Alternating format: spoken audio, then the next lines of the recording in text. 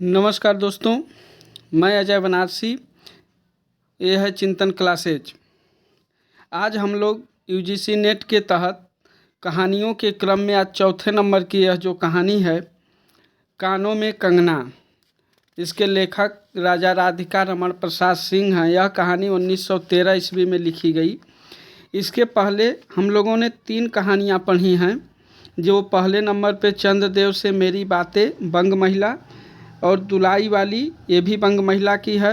और तीसरी जो कहानी थी, एक टोकरी भर मिट्टी, माधवराव सप्रे। 3 कहानियाँ हम लोगों ने पढ़ चुके हैं। और जो लोग न देखे हों, यह चिंतन क्लासेज यूट्यूब चैनल पे है, आप वहाँ से जा कर के उन कहानियों को पढ़ सकते हैं, देख सकते हैं। और जो लोग इस चैनल पे नए हों, चैनल को सब्सक्राइब कर लें, ताकि जो भी वीडियो अगर डाली जाए वह आपको आराम से मिल सके। तो आज चौथे नंबर की यह कहानी, इसके पहले 3 नंबर हम लोग पढ़ चुके हैं। चौथे नंबर की कानों में कंगना, इसका समय जो है 1913 ईस्वी में यह लिखी गई। इसमें जो महत्वपूर्ण जो पात्र हैं वह कथावाचक नरेंद्र, उसकी पत्नी किरण, योगीश्वर, नाचने वाली किन्नरी और जूही, ये इसके प्रमुख पात्र हैं। वो आपको इसमें मिल जाएंगे। इसके विषय में मैं 2 लाइन बता दूं कि कानों में कंगना एक केंद्रीय पात्र एवं कथावाचक नरेंद्र का किरण से प्रेम इस कहानी में दिखाया गया है। विवाह और फिर किन्नरी के सौंदर्य से वशीभूत होकर प्रेम विमुख हो जाने और अंत में किरण के प्राण त्याग के समय वास्तविकता के एहसास होने की यह कहानी है। इसकी भाषा थोड़ा से क्लिष्ट है और अलंकारिकता का इसमें प्रयोग किया गया है। तो आइए प्रारंभ करते हैं हम लोग कहानी को। कानों में कंगना, राजा राधिका रमण प्रसाद सिंह। यह यूजीसी नेट में लगी हुई कहानियां हैं और इसमें से बहुत सारी कहानियां आपको असिस्टेंट प्रोफेसर में भी देखने को मिलेंगी। तो कहानी ये थोड़ी सी लंबी है, हम लोग समय न व्यतीत करते हुए डायरेक्ट हम लोग कहानी को देखते हैं। तो प्रारंभ करते हैं। किरण, तुम्हारे कानों में क्या है? उसके कानों से चंचल लट से हटाकर कहा कंगना। अरे कानों में कंगना? सचमुच 2 कंगन कानों को घेर कर बैठे थे। हाँ, तब कहाँ पहनूं? किरण अभी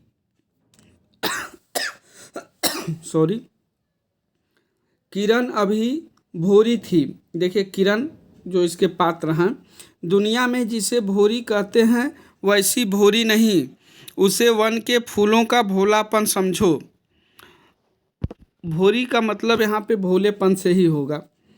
नवीन चमन के फूलों की भंगी नहीं, विविध खाद या रस से जिनकी जीविका है, निरंतर काट छाट से जिनका सौंदर्य है, जो 2 घड़ी चंचल चिकने बाल की भूषा है, 2 घड़ी तुम्हारे फूलदान की शोभा। वन के फूल ऐसे नहीं, प्रकृति के हाथों से लगे हैं, मेघों की धारा से बढ़े हैं। चटूल दृष्टि इन्हें पाती नहीं, जगद्वायु इन्हें छूती नहीं। यह सरल सुंदर सौरभमय जीवन है। जब जीवित रहे तब चारों तरफ अपने प्राणधन से हरे भरे रहें। जब समय आया तब अपनी माँ की गोद में झड़ गए।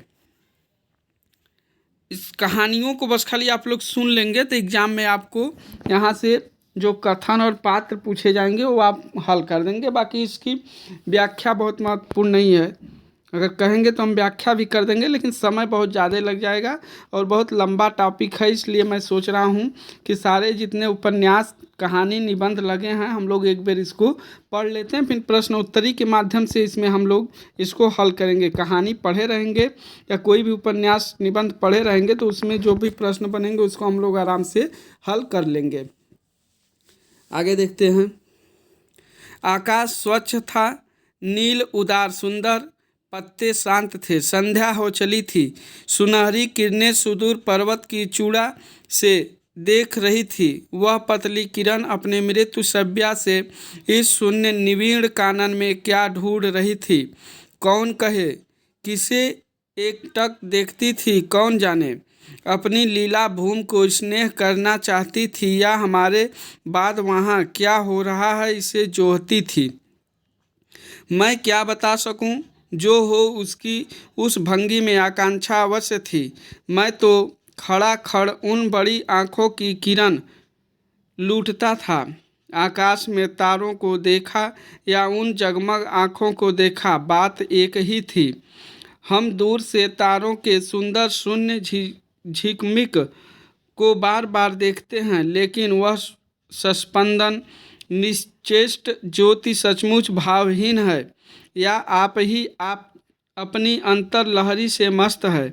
इसे जानना आसान नहीं। हमारी ऐसी आंखें कहाँ कि उनके सहारे उस निगूढ़ अंतर में डूबकर थाम ले। आगे, मैं रसाल की डोली थामकर पास ही खड़ा था। वह बालों को हटाकर कंगन दिखाने की भंगी प्राणों में रह रह कर उठती थी। जब माखन चुराने वाले ने गोपियों के सर के मटके को तोड़कर उनके भीतर किले को तोड़ डाला, या नूरजहाँ ने अंचल से कबूतर को उड़ाकर शहंशाह के कठोर हृदय की धज्जियाँ उड़ा दी, फिर नदी के किनारे बसंत वल्लभ रसाल पल्लवों की छाया में बैठी किसी अरूप बालिका की यह सरल स्निग्ध भंगिमा एक मानव अंतर पर क्यों न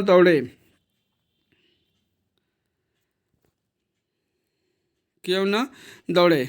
आगे, किरण इन आँखों के सामने प्रतिदिन आती ही जाती थी। किरण याद रखिएगा, पात्र कानों की कंगना के यह महत्वपूर्ण पात्र हैं। कभी आम के टिकोरे से आंचल भर लाती, कभी मौलसिरी के फूलों की माला बना लाती, लेकिन कभी भी ऐसी बाल सुलभ लीला आँखों से होकर हृदय तक नहीं उतरी। आज क्या था, कौन शुभ या अशुभ क्षण था कि अचानक वह मनैली लता मंदार माला से भी कहीं मनोरम दिख पड़ी।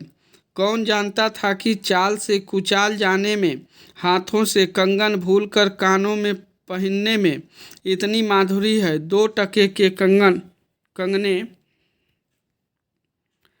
में इतनी शक्ति है। गोपियों को कभी स्वप्न में भी नहीं झलका था कि बांस की बांसुरी में घूंघट खोलकर नचा देने वाली शक्ति भरी है।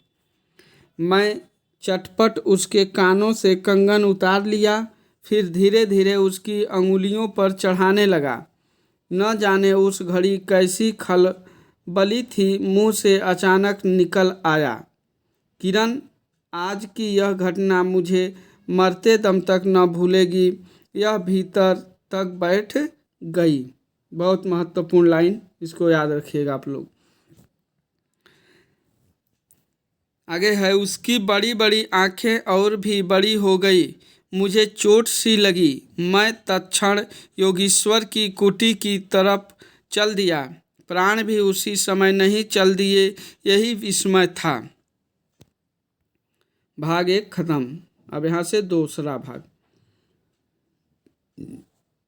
एक दिन था कि इसी दुनिया में दुनिया से दूर रहकर लोग दूसरी दुनिया का सुख उठाते थे। हरि चंदन के पल्लवों की छाया भूलोक पर कहाँ मिले, लेकिन किसी समय हमारे यहाँ भी ऐसे वन थे जिनके वृक्षों के साये में घड़ी निवारने के लिए स्वर्ग से देवता भी उतर आए थे। जिस पंचवटी का अनंत यौवन देखकर राम की आंखें भी खिल उठी थी, वहाँ के निवासियों ने कभी अमर तरु के फूलों की माला नहीं चाही, मंदाकिनी के छींटों की शीतलता नहीं ढूंढी। नंदनोपवन का सानी कहीं वन भी था। कल्प वृक्ष की छाया में शांति अवश्य है, लेकिन कदम की छैयाँ कहाँ मिल सकती। छैयाँ मतलब छाएं। हमारी तुम्हारी आँखों ने कभी नंदनोत्सव की लीला नहीं देखी, लेकिन इसी भूतल पर एक दिन ऐसा उत्सव हो चुका है जिसको देख देख कर प्रकृति तथा रजनी 6 महीने तक ठगी रही। सत सत देवांगनाओं ने पारिजात के फूलों की वर्षा से नंदन कानन को उजाड़ डाला। समय ने सब कुछ पलट दिया। अब ऐसे वन नहीं जहाँ कृष्ण गोलोक से उतर कर 2 घड़ी बंसी की टेर दें, ऐसे कुटीर नहीं जिनके दर्शन ने रामचंद्र का भी अंतर प्रसन्न हो, या ऐसे मुनीष नहीं जो धर्म धुरंधर धर्मराज को भी धर्म में शिक्षा दें। यदि 1-2 भूले भटके हों भी तब अभी तक उन पर दुनिया का पर्दा नहीं उठा, जगन माया की माया नहीं लगी। लेकिन वे कब तक बचे रहेंगे? लोक अपने यहाँ अलौकिक बातें कब तक होने देगा? भव सागर की जल तरंगों पर स्थिर होना कब संभव होगा?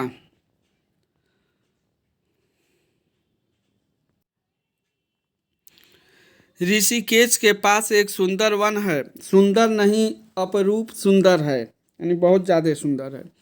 वह प्रमोद वन के विलास निकुंजों जैसा सुंदर नहीं, वरंच त्रिकूट या पंचवटी की महिमा से मंडित है। वहाँ चिकनी चांदनी में बैठकर कनक घुघरू की इच्छा नहीं होती, वरंच प्राणों में एक ऐसी आवेश धारा उठती है जो कभी अनंतर साधना के कुल पर पहुँचती है, कभी जीव जगत के एक एक तत्व से दौड़ मिलती है। गंगा की अनंत गरिमा, वन की निवीण योग निद्रा वहीं देख पड़ेगी। कौन कहे वहाँ जाकर यह चंचल चित्त क्या चाहता है, गंभीर अलौकिक आनंद या शांत सुंदर मरण। आगे, इसी वन में एक कुटी बनाकर योगीश्वर रहते थे। योगीश्वर ही थे, कदापि वह भूतल ही पर रहते थे, तथापि उन्हें इस लोक का जीवन कहना यथार्थ नहीं था। उनकी चित्तवृत्ति सरस्वती के श्री चरणों में थी या ब्रह्मलोक की अनंत शांति में लिपटी थी, और वह बालिका स्वर्ग से एक रस में उतरकर उस घने जंगल में उजेला करती फिरती थी। वह लौकिक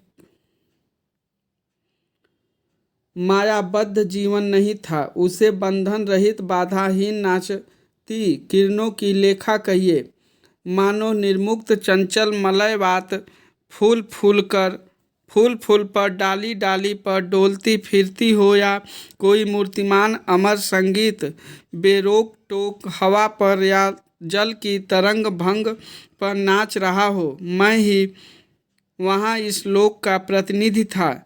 मैं ही उन्हें उनकी अलौकिक स्थिति से इस जटिल मर्त राज्य में खींच लाता था। देखिए, फूल फूल डाली डाली डोलती, ये अलंकारिकता इसमें दिखाई दे रही है। ऐसा ऊपर मैं शुरू में ही बताया कि अलंकार पूर्ण इसकी भाषा शैली है। कुछ साल से मैं योगीश्वर के यहाँ आता जाता था। पिता की आज्ञा थी कि उनके यहाँ जाकर अपने धर्म के सब ग्रंथ पढ़ डालो। योगीश्वर और बाबा लड़कपन के साथी थे। लड़कपन मैंने जब बचपना था, इसीलिए उनकी मुझ पर इतनी दया थी कि उनकी लड़की थी, इसलिए उनकी मुझ पर इतनी दया थी। किरण उनकी लड़की थी। उस कुटीर में एक वही दीपक थी। जिस दिन की घटना मैं लिख आया हूँ, उसी दिन सवेरे मेरे अध्ययन की पूर्णाहुति थी, और बाबा के कहने पर एक जोड़ा पीताम्बर, 5 स्वर्ण मुद्राएं तथा किरण के 2 कनक कंगन आचार्य के निकट ले गया था। इसको याद रखिए, बाबा के कहने पर 2 जोड़ा पीताम्बर, 5 स्वर्ण मुद्राएं और किरण के लिए 2 कनक कंगन। योगीश्वर ने सब लौटा दिए, केवल कंगन को किरण उठा ले गई। आगे, वह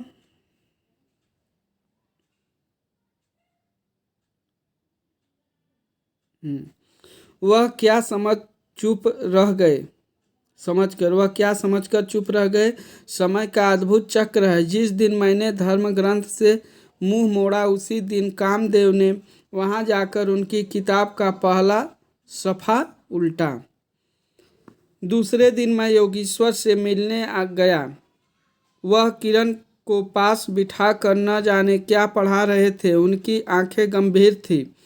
मुझको देखते ही वह उठ पड़े और मेरे कंधों पर हाथ रखकर गदगद स्वर से बोले, नरेंद्र, अब मैं चला, किरण तुम्हारे हवाले है। देखिए, यह बहुत महत्वपूर्ण है। नरेंद्र, अब मैं चला, किरण तुम्हारे हवाले है। मैं चला साथियों, लो यह तुम्हारे हवाले। वतन साथियों, वही बात है कि किरण मैं चला, किरण लो। नरेंद्र कह रहा है कि अब मैं चला, किरण तुम्हारे हवाले है। यह कौन कह रहा है? तो यह योगेंद्र जी का कथन, योगीश्वर जी का। यह कहकर किसी की सुकोमल उंगलियां मेरे हाथों में रख दी। लोचनों के कोने पर 2 बूंदें निकल कर झांक पड़ी। मैं सहम उठा। क्या उन पर सब बातें विदित थी? क्या उनकी तीव्र दृष्टि मेरी अंतर लहरी तक डूब चुकी थी? वह ठहरे नहीं, चल दिए। मैं कांपता रह गया। किरण देखती रह गई। बहुत महत्वपूर्ण लाइन, पूरा सेंटेंस याद रखिएगा आप लोग। सन्नाटा छा गया। वन वायु भी चुप हो चली। हम दोनों भी चुप चल पड़े। किरण मेरे कंधों पर थी, मेरे कंधे पर थी। हठात अंतर से कोई अकड़ कर कह उठा, हाय नरेंद्र, यह क्या?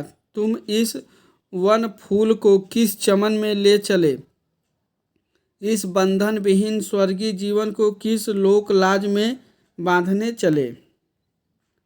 तो यह तीसरा 2 खत्म हो गया, तीसरा भाग आ गया।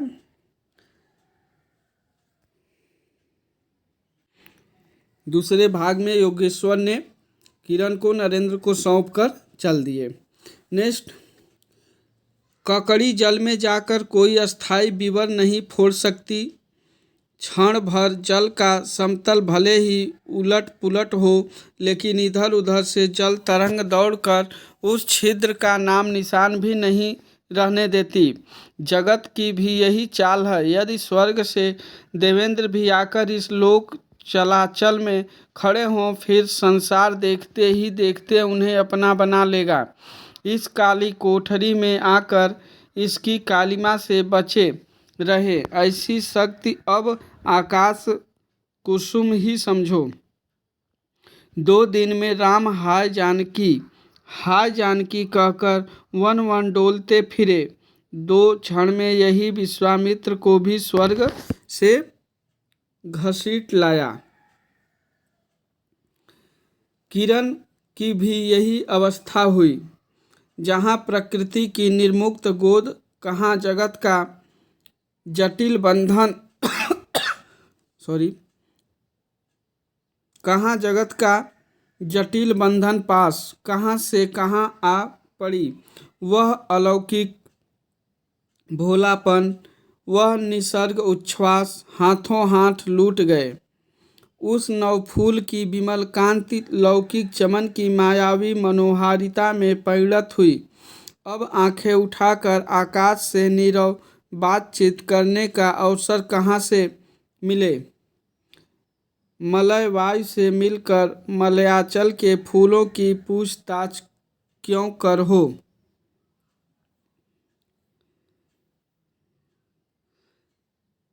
आगे, जब किशोरी नए सांचे में ढलकर उतरी, उसे पहचानना भी कठिन था। वह अब चाल चोली, हरी साड़ी पहनकर अब वह लाल चोली, हरी साड़ी पहनकर सर पर सिंदूर रेखा सजती और हाथों के कंगन, कानों की बाली, गले की कंठी तथा कमर की करधनी दिन दिन उसके चित्त को नचाए मारती थी। सेंटेंस याद रखना है, पूछ देगा कि यह सब किसके लिए प्रयोग किया गया है। जब कभी वह सज धज कर चांदनी में कोठे पर उतरती और वसंत वायु उसके आंचल से मोतिया की लपट लाकर मेरे बरामदे में भर देता, फिर किसी मतवाली माधुरी या तीव्र मदिरा के नशे में मेरा मस्तिष्क घूम जाता और मैं चटपट अपना प्रेम चित्कार फूलदार रंगीन चिट्ठी में भरकर चूही के हाथ ऊपर भिजवाता, जूही के हाथ याद रखना, भिजवाता, या बाजार से दौड़कर कटकी गहने या विलायती चूड़ी खरीद लाता। लेकिन जो हो, अब भी कभी कभी उसके प्रफुल्ल वदन पर उस आलोक की छटा पूर्व जन्म की मुख्य स्मृतिवत चली आती थी और आंखें उसी जीवंत सुंदर झिकमिक का नाज दिखाती थी। जब अंतर प्रसन्न था, फिर बाहरी चेष्टा पर प्रतिबिंब क्यों न पड़े। आगे देखते हम लोग। यूं ही साल 2 साल मुरादाबाद में कट गए। कहाँ कट गए? मुरादाबाद। एक दिन मोहन के यहाँ नाच देखने गया। मोहन याद रखना पात्र है। वही किन्नरी से आंखें मिली। किन्नरी मिली क्या, लीन हो गई। नवीन यौवन, कोकिल कंठा, चतुर चंचल चेष्टा तथा मायावी चमक। अब चित्त को चलाने के लिए और क्या चाहिए। किन्नरी सचमुच किन्नरी ही थी। किन्नरी आप लोग समझते हैं ना, थर्ड जेंडर। अब सरकार ने उन लोगों को भी आरक्षण देना प्रारंभ कर दिया है नौकरियों वगैरह में, हर एक जगह। तो वही किन्नरी सचमुच किन्नरी थी, नाचने वाली नहीं नचाने वाली थी। पहली बार देखकर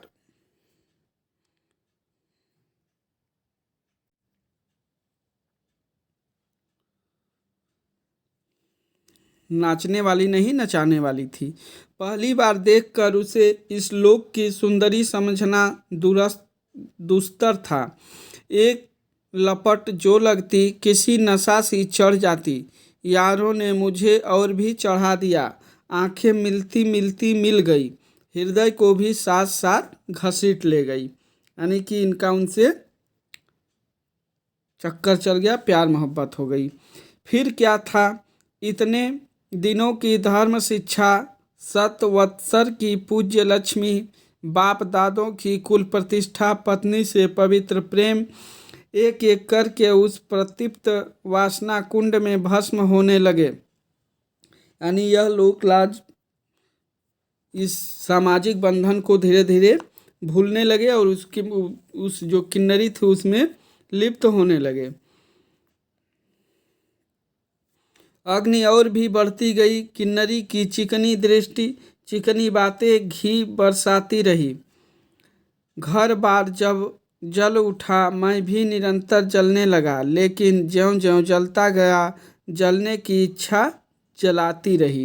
यानी उसमें यह लिप्त होते रहे।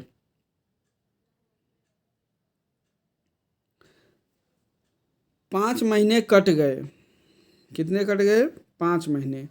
नशा उतरा नहीं। बनारसी साड़ी, पारसी जैकेट, मोती का हार, कटकी कर्णफूल, सब कुछ लाकर उस मायाकारी के अलग अलग तक रंजित चरणों पर रखे। किरण हेमंत की मालती बनी थी। किरण हेमंत की मालती बनी थी, जिस पर एक फूल नहीं, एक पल्लव नहीं। घर की वधू क्या करती? जो अनंत सूत्र से बंधा था, जो अनंत जीवन का संगी था, वही हाथों हाथ पराये के हाथ बिक गया। फिर ये तो 2 दिन के चकमकी खिलौने थे, इन्हें शरीर बदलते क्या देर लगे। दिन भर बहानों की माला गूंथ कर किरण के गले में और शाम को मोती की माला उस नाचने वाली के गले में सशंक निर्लज्ज डाल देना, यही मेरा जीवन निर्वाह था।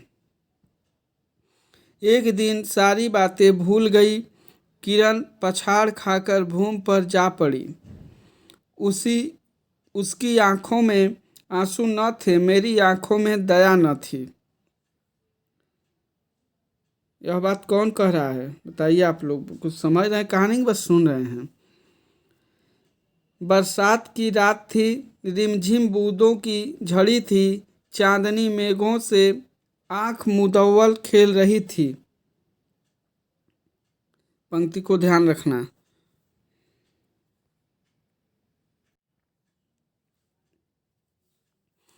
बिजली काले कपाट से बार बार झांकती थी, किसे चंचला देखती थी तथा बादल किस मरोड़ से रह रह कर चिल्लाते थे, इन्हें सोचने का मुझे अवसर नहीं था। मैंने तो किन्नरी के दरवाजे से हताश लौटा था। आंखों के ऊपर न चांदनी थी न बदली थी। त्रिशंकु ने स्वर्ग को जाते जाते बीच में ही टंक कर किस दुख को उठाया, और मैं तो अपने स्वर्ग के दरवाजे पर सर रखकर निराश लौटा था। मेरी वेदना क्यों न बड़ी हो। हाय, मेरी उंगलियों में एक अंगूठी भी रहती तो उसे नजर कर उसके चरणों पर लौटता। घर पर आते ही जूही को पुकार उठा। जूही, किरण के पास कुछ भी बचा हो तब फौरन जाकर मांग लाओ। ऊपर से कोई आवाज नहीं आई, केवल सर के ऊपर से एक काला बादल कालांतर चित्कार के चिल्ला उठा। मेरा मस्तिष्क घूम गया। मैं तत्क्षण कोठे पर दौड़ा। सब संदूक झांके तो कुछ मिला, सब तोड़ डाला लेकिन मिला कुछ भी नहीं। अलमारी में केवल मकड़े का जाल था। श्रृंगार बक्स में एक छिपकली बैठी थी। उसी दम किरण पर झपटा।